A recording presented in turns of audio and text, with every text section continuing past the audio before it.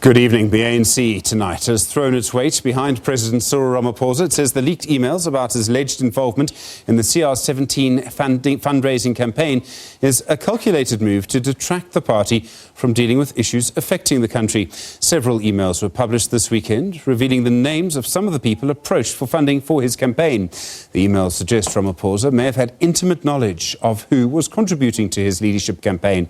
That's contrary to his earlier assertions that he was not involved. Let's have a listen now to what's been said today. When you base your narrative on leaked emails, you also have to have the responsibility to say where those emails come from. The president has given his truth in this matter. He sent his spokesperson out to the public to say there's one email that, yes, I do recognize that the president had made available from his own pocket money for the campaign. And when he says he didn't know, we believe in the ANC that we accept that if he says he didn't know, he's not going to say he didn't know when he knew.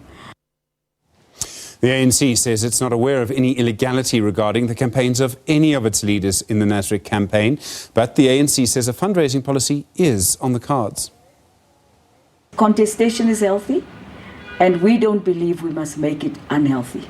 We believe contestation within the ANC must continue, but we would like to have a policy that regulates how people actually conduct their campaigns and if there is a necessity for funding of those campaigns.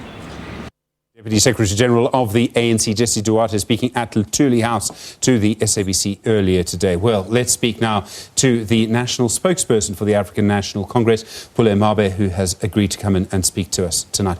Pule, good evening. Thanks once again for coming in to join us. Evening, Stephen, and evening to your viewers. Firstly, why is the ANC defending the president in this email saga?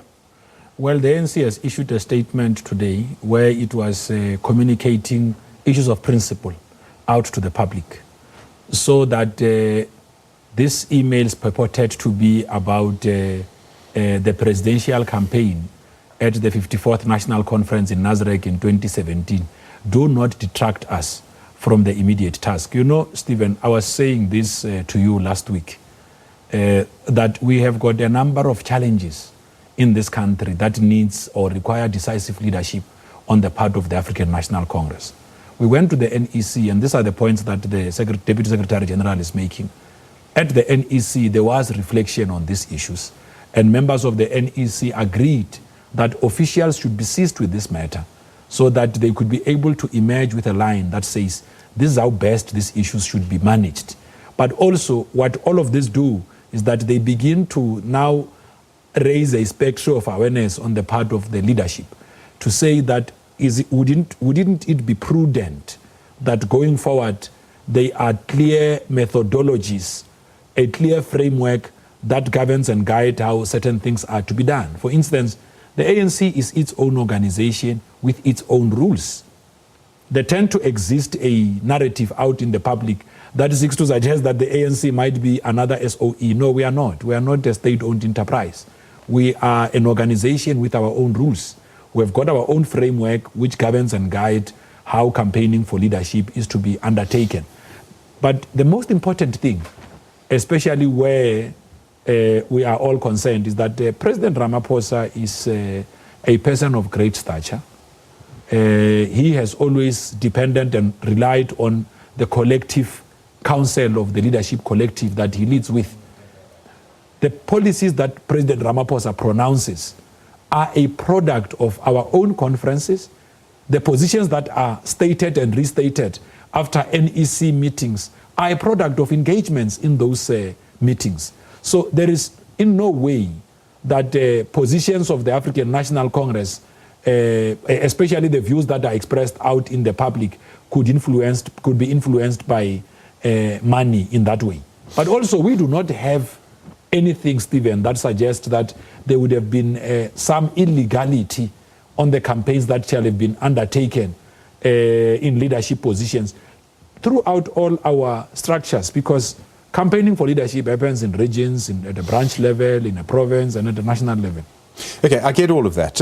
I mean, let's just start with the facts first. So, at the moment, the ANC is not investigating any of the campaigns. You've got no reason to believe there was illegality. I mean, you can't be certain, you're not a law enforcement body, but you're not investigating any of the leadership campaigns. Well, Stephen, to be fair to your viewers who are so loyal to the South African Broadcasting Corporation, there is nothing compelling for the ANC to institute an investigation. You see, there is a growing culture, and I like the question you are asking.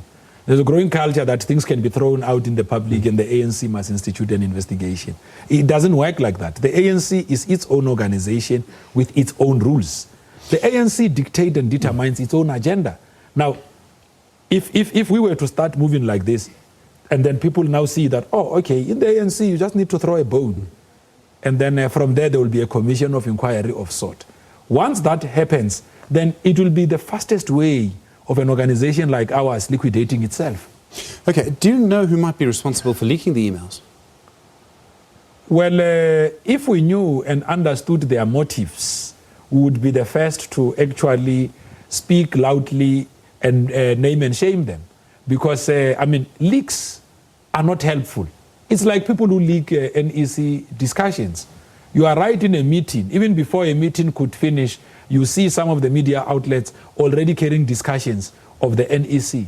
It's not helpful. You don't consolidate the unity of structures through leaks. In whatever way, form or shape you look at it, leaks are not helpful. They are an unnecessary distraction. They could sway you away from the very important things that you are supposed to be busy with. Okay, let's just make sure we understand each other, because it is true from what we can see from the information in the public domain that certain people who are very rich, or certain businesses, Bosasa is one but others, donated money to President Cyril Ramaphosa, right? This is not an argument about illegality, this is an argument about fact. Yes. So that's true. Is it not worrying that rich people or companies with their own interests donated money to a campaign for a person to take over as the ANC leader and then as president of the country, and that their money was used for that person to win that contest? So in other words, they gave money with their own motive, and their money was used by the person who is now president. Well, Stephen, I don't think that we should interpret it in that way, that there were certain motives. People have got relationships. They relate in a way that they relate. And I mean, I do not have authority to guide how you relate with your friends. I also do not have authority to determine how the relationship between you and your friends takes course on weekends when you are not anchoring here at the SABC. You know, the question perhaps which must worry the public is, what would be the influence of money in positions of the ANC at a policy level? Now, I can tell you now that there is no cent that can ever influence policy positions of the organization. All right, I'm sorry, Pule, that's the second time you've said that. Yes. We have just come from an era in which we've seen former President Jacob Zuma testimony at the Zondo Commission day after day. You don't have to influence policy at the ANC. You can influence it through all sorts of things. Just as an example, Faith Mutambi, the former communications minister, she stopped ANC policy on digital terrestrial television. Now, why would she do that? We've seen strong evidence suggesting that the former president was captured. He hasn't been charged for that in court, I accept that. But we've seen strong evidence. Now we have a person who is the president of the country through his position of leader of the ANC. He's deployed by your party. And he came to power through accepting money from rich people and from corporations. Isn't that something that South Africans are allowed to be worried about? Well, the question of money, in as far as it plays a role on influencing body politics and including your policy positions, if it does that, that would be a concern.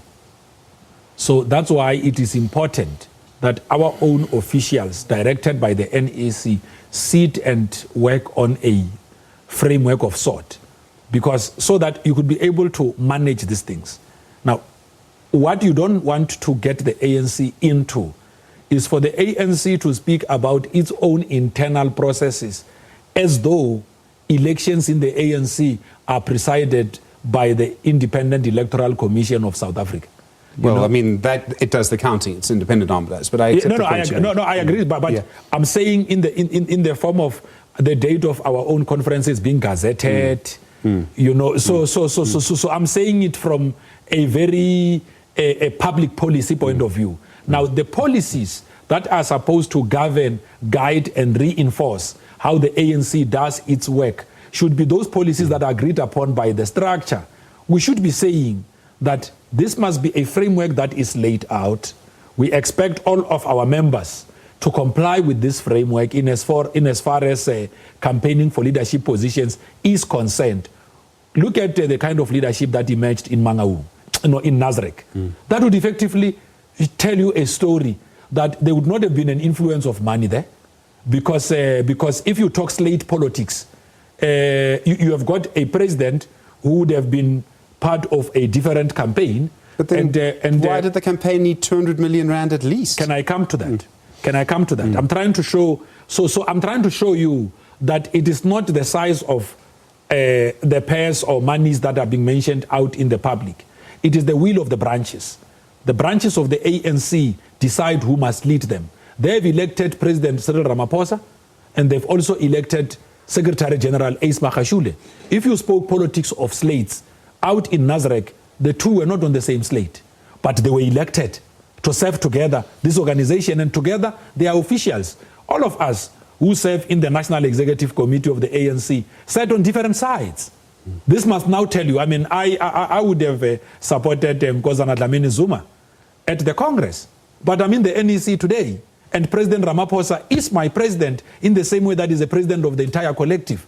Now, if money had an influence, like you are saying, it means that we would be having one slate leading in the ANC. It's not like that. It's not like that. There are many people who are in the NEC of the ANC who might not even have lifted a finger or have had 3 rand used in their own campaign. So how people coordinate their own activities has got no bearing, because it's not money that vote in a conference of the ANC. It is. Can I clarify that point? It is branches which are the basic units of the ANC. President Cyril Ramaphosa is a president of the ANC. When we left Nasrec, immediately at that point, what did we do? We encouraged all comrades to disband the different factional groupings, so that we can now have, people organize themselves differently for positions of leadership, that we are going to support Stephen Groothuis to be elected as the branch chair. So now let's start our campaign. Stephen 19. Okay. So you know that Stephen 19, it's a campaign at that branch where they want Stephen to be the chairperson of the branch. Okay. Once Stephen is elected chairperson of the branch, there is no longer Stephen 19. Stephen is now the chairperson of what? 96. Okay, I mean, there's a whole conversation about whether Nasrec is finished that we could have. It's a political conversation. Yes. Okay. We must have that conversation. Okay. We mustn't be scared of it in the same way that we speak about the unity of the organization. Let me just make this point. Yes. At least 200 million rand was spent by one side. We don't know if the other side had a campaign account or something, but I mean, if one side is 200 million rand, it would stand to reason the other side had some resources as well. Stephen, can I just this one simple thing? If money had an influence in the organization, if we spoke quantums, it means that a quantum would effectively dictate how you ultimately control and shape the National Executive Committee. Members of the ANC, over 4,000 delegates that attended the Nasrec conference. I want to come to this. The exact mechanism of this. On their own leadership. Hold on. At least 200 million rand was involved in Nasrec, right? The policy of the ANC, as I understand it, tell me if I get this wrong, a delegate takes the mandate of the branch. The branch has a branch general meeting. The delegate that is sent, sometimes it's 2 delegates depending on the equation, and the delegate then is allowed to be lobbied by other people at the conference, right? Correct. Would I be too cynical to say 200 million rand floating around and someone's allowed to be lobbied at the conference? Well, this is how it works, Stephen. There are nominations that happen at branch level. We must also understand the coordination of people for positions of leadership, whether it's at a branch, a regional, provincial, and national level. It's mostly for your branch general meeting, your nominating PGCs and all of that. The character, just a simple character of an ANC member. It's a very, ANC members are quite solid. When they have left their branches or provinces with a mandate, it's difficult. That's why. Okay. That's why. I mean, you have been reporting politics for quite a while during my years in the ANC Youth League. you would know this. By the time you sit PGCs, you sort of have an idea of where the conference. So so that must tell you that the ANC, it's a very democratic organization, quite transparent. Nominations are done at that level and announced. Okay. You know, because I've got literally 1 minute left, and okay, I accept what you say. I don't want to argue with you anymore. Okay, I don't want to ask you one more fact. Yes. I mean, we can argue all fair if you like. You know I'm a political nerd. There are plenty of political nerds out there. We're all going to notice the same thing, that the statement today was issued by yourself, and that the person who spoke on behalf of the ANC to the SABC cameras was Jesse Duarte, the Deputy Secretary General. The point I'm making is that in the past, most ANC statements have been issued by the Secretary General, Ace Magashule. Are we reading too much into that? No. It's good that you asked that question, because our answer to it will at least help the country. The Secretary General of the ANC was out on an official mission in Turkey. Okay. He just returned to the country. The Deputy Secretary General, who would have been responsible to run the SGO in the intervening period. So we were seized with this matter at a time when the SG was not around and had already formulated an approach on how we need to drive that. But also, the SG and the DSG work fairly well. I mean, the work we do, we report to officials and we move exactly like that. But also, statements of the ANC are issued by the Department of Information and Publicity, which I hate through the Communications Subcommittee. But also, when I come here to convey, I convey what are positions of principle. For instance, the NEC discussed this. So we are just reminding the public that there was a discussion. The matter has been referred to the officials so that mechanisms could be developed. But we are also here to assert the authority of branches of the ANC as the basic units and the custodians of deciding leadership in the African National Congress. It's very important. Branches of the ANC play a very critical role on where we are supposed to be going, and their authority can't be taken away. Pule Mabe, thank you very much indeed. I really do appreciate your time. And what's the phrase we use? The engagement. Yes. Pule Mabe is the national spokesperson of the African National Congress.